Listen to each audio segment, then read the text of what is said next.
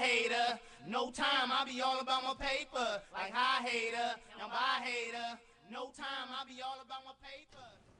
Yo, yo, yo, what's up with it? It's your boy Miggetty Maine. You are tuned in to the Gold Rush Show. That track right there was Hot Hater, Mackala, Lali, and Stacks on Stacks. And we still have Bronche TaySon and DC in the building. So right now, I want to talk to DC. You want to let everybody know about the scholarship, what school it is that you attending, and what it's like being out in LA now. So yeah, I go to Musicians Institute in Hollywood, and it's an experience. It's definitely an experience from being in Stockton for so long to move into a city like that. It's an experience in itself. Just the move is when you make that type of move, you have to prepare yourself mentally. And going for the career that I'm going for, I believe that it was the correct move, and I love it. I love LA. I love everything about it. Yeah. Now it's time to see what LA can I guess add on to what you already have experience wise.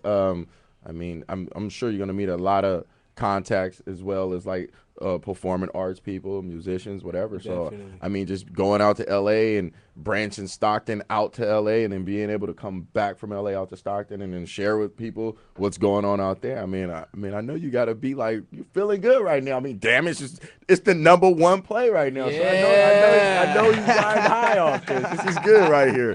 It's gotta be a good feeling. It's gotta be a good feeling. And for you too, Bronche. I mean, for this being the second person to get this scholarship and do this, I mean, for you, and this is something that you like, putting on and you producing, like it's exciting.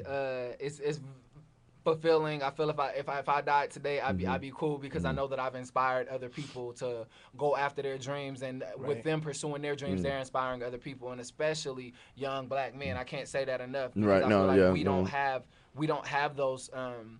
A lot of us, we don't have the father figure at home. We don't have the positive role model all the time where we come from. So if I can be one and I can inspire other people to be one as well, to be a positive role model for other young black men, then I think that's a great thing. And that's when we start changing the world. We start changing our image and impacting communities in a much, much, much, much bigger way. Yeah, because I mean, if you look at, let's say, the black man in his 40s or his 50s, they're not really targeting us.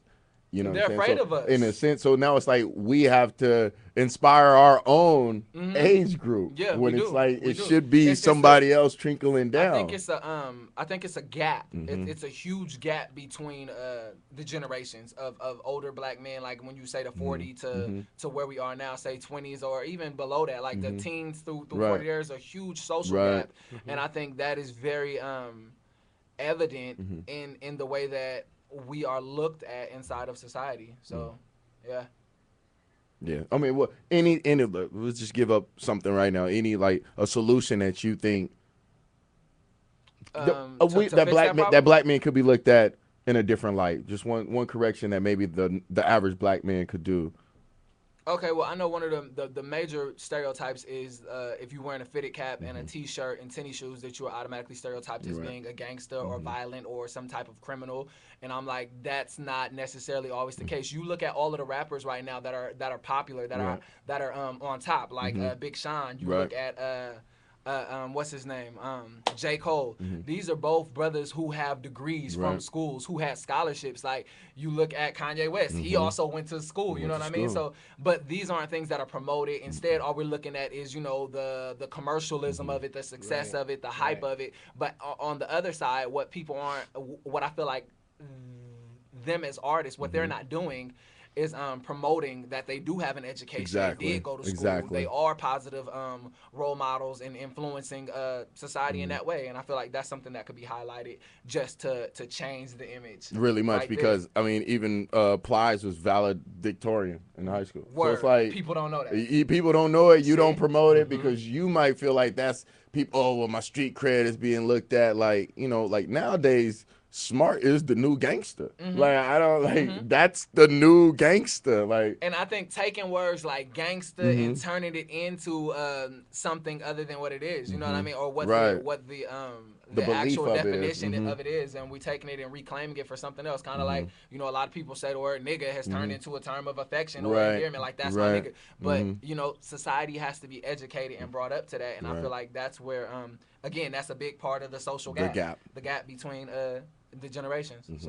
So let's talk about we got the Damage Play in Oakland. You're doing a show in Oakland in March. Yeah, the first weekend in March Is will be at Malanga. Is it it's not the first one in Oakland, is it? No, this will be I think like my fifth presentation in Oakland, but we're doing it much bigger this time, partnering with other community-based organizations that have resources that are directly related to those social issues. So we have a nonprofit coming out who will be testing people for HIV, and that's so important. That's so huge. Wow. And then also throwing out the statistics and the numbers, letting people know that, okay, so yeah, we're entertaining you. Right. It's funny. But at the same time, you're leaving with a message or something. Because it's real. It's real life. Because in the 2 hours that it takes to do the show, when you're sitting there, the show is an hour and 45 minutes, a 15-minute intermission. That's 2 hours, right? In that time, there are going to be 8 people who die due to gun violence. Because every hour, 3.5 people are shot in this country. You know what I mean? Every 9.5 minutes, somebody's catching HIV. Every 14.5, someone is committing suicide. Every 90 seconds, bro, somebody is hit by a car. So I'm saying, a lot of people don't realize this. A lot of people don't. We don't connect them. We don't cross-relate them, and that's what's very, very important. That's what I feel like as a producer, a writer, an artist, or whatever you want to label me as. My passion, my purpose will always be to highlight a social issue and connect it back artistically, creatively. Wow. Like, okay, basically bringing the issue visually. Yeah, there's nothing wrong about that. And then you said in April you're looking to do a show in Marin. In April, we're negotiating with Marin right now, and we're booking shows now through the summer, all in California, and then the goal is to be in Atlanta somewhere between July and beginning of August. So yeah. A lot of momentum is picking up behind it, and I'm very, very, very excited about it because I believe in the project. I believe it has the power to inspire change, influence people. So and it's like another thing with you, like you're not afraid to.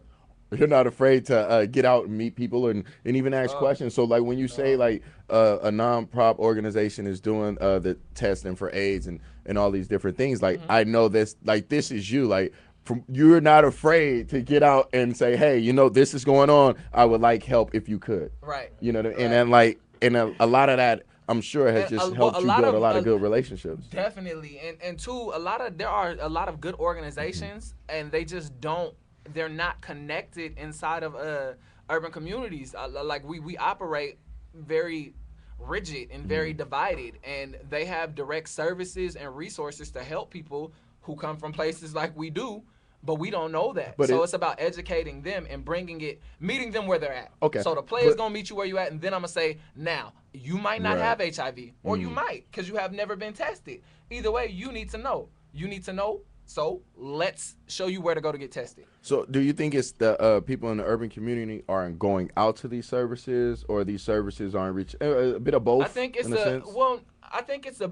definitely a bit of both. And I don't know if it's corporate responsibility or personal responsibility, but I do believe I know inside of urban communities they're not as aware of the services that are available to them.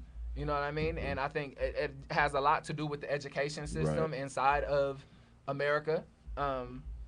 Yeah, promotion. I mean, it's a lot to do with it. Like, but I mean, this is a great event. Like, I mean, getting tested for AIDS. I know it's going to be people who shun away from it, but this is something you need to do. And that's that's why we start with the play first, because it's about getting you to understand it's not about being diagnosed with HIV. But it's about knowing your status, because if you're unaware of your status and you continue to have unprotected sex with someone, then you are inadvertently infecting someone because you never knew. And also allowing people to understand that there has been so much advancement right now with medicine as it relates to just that one issue. So, yeah. Okay. All right. Don't go anywhere. I still got Mr. Bronche TaySon and DC in the building. You are listening to the Gold Rush Show right here on DC Free Radio.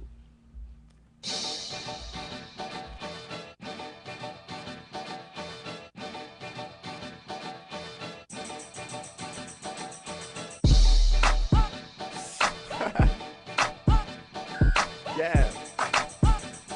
I think I got something with this one. Yeah. Roy on the right, Azul on the left. There's a few codes you gotta go by out west. When I'm in my zone, ain't no contest. I cause pandemonium, like bomb threats, I guess. Leave it up to me, why don't you? You ain't got a mouthpiece, so don't even approach them. If they need a little training, we can coach them. But if they too lazy like planners, we'll roast them. Yeah, I go hard on the beat, man. I ain't had a bout with one yet that could beat, man.